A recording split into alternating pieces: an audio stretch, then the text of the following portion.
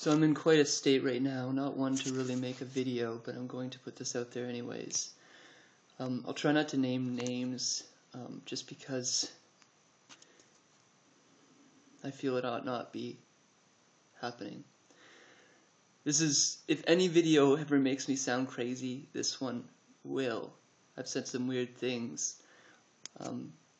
Almost all I've really strongly believed.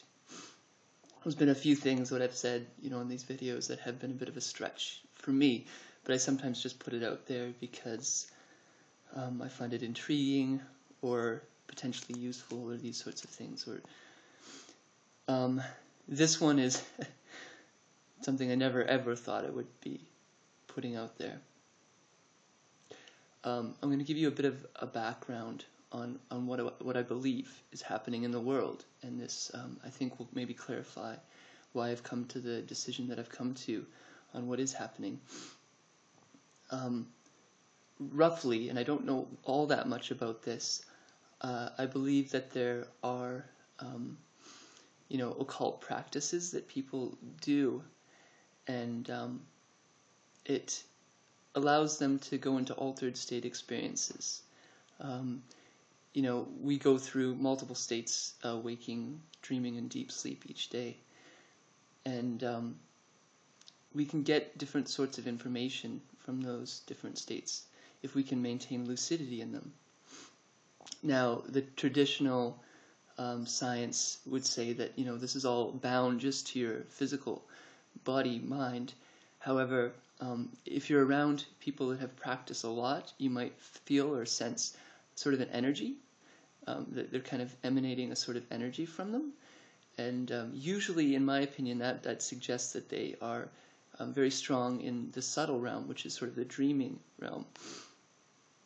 And those abilities include, but are not limited to, sort of objectifying what we traditionally call sort of the scientific objective reality. And so that means, in that sense, they have the ability to, I believe, be sort of telepathic. Now, I've tested this a little bit on myself, but I'm not very good, but I can do that a little bit in really calm states. I'm sure that, if you're interested, look into people like Rupert Sheldrake. He's done things on this. Anyway, this is going to sound like a sidetrack, but it's certainly not. This is the intention of this whole video. I've been with somebody the last little while. About 3 months. We met on a dating site, and she attracted me when I met her because she seemed to me to be expressing extraordinary intelligence. She's very, very super genius, and that's the primary quality that I tend to look for in a girl, to be very intelligent. Beyond that, however, she seemed pretty kind, a little bit self-centered, and quite beautiful. For me, quite beautiful, yes. So, those are, to me, expressions of the good, the true, and the beautiful. So that's what I was looking for in a girl, and I've always been looking for that in a girl.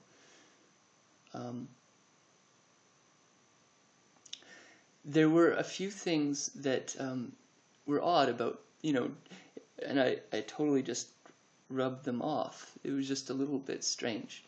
Firstly, she would say that she's not going to put me up as in a relationship on Facebook. I did, but she wasn't going to.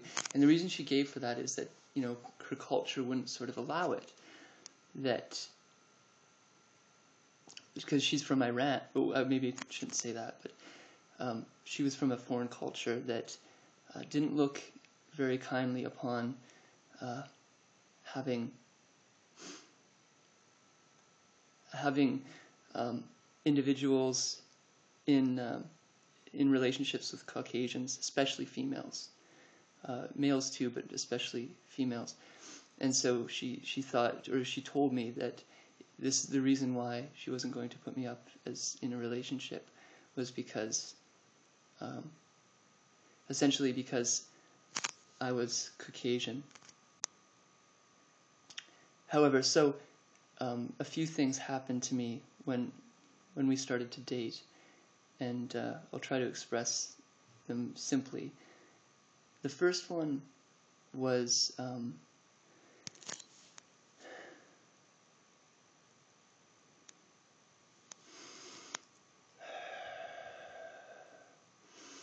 sorry, just a minute.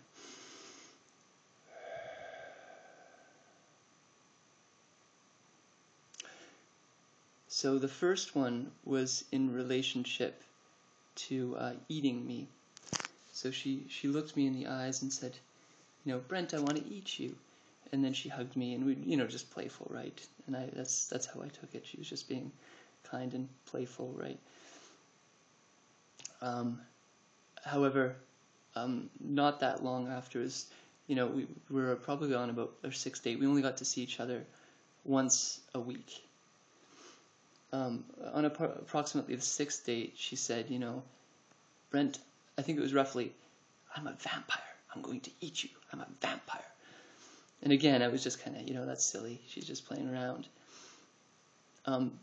Around that time, though, I started to notice that I wasn't certain if she really did care. Sociopaths have an extraordinary ability to mask their care for others. They have an extraordinary ability to look as though they're caring, but not actually be. And so it almost felt like that was what might be going on. That, she was so smart and so good with body language that she could act as though she was all... And she said very, very nice things to me, and I was doing the same because I thought she was an extraordinary person. Our last date was just about 4 days ago, and she gave me a book. I was helping her, as I had been a fair bit, writing work for school, and she handed me a book with a skull on one side and some writing on the back side. And in some of these occult schools, the skull means, when you get it, from my understanding, I maybe should look into this a little bit more, but from my understanding it means like death, or, well, of course, but maybe we won't say any more about that. But on the back side, it was about vampires, I think it was roughly eating, because I just looked, why did you hand me this? There was no real reason for it. I was working on a computer, and then she just gave me this book. And, I looked at it, looked at the skull, and looked on the back, and it's like, oh yeah, vampires, and, how they can become immortal and this sort of thing. And so I just, wow, that's sort of strange. Why did she do that? And I just put the book on the table and said, we should put this back. And I didn't really think anything other of it. Just strange, right?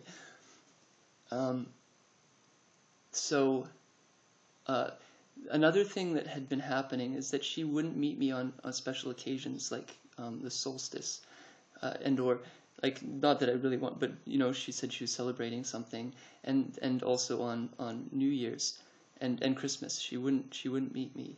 So I thought I was her girlfriend, and she couldn't make any time for me on those days, which I found sad. I really wanted to spend time with her.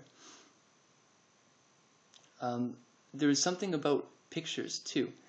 Of course, because she couldn't really show that she was with me, I would take pictures of her, and I would not be with her in those pictures.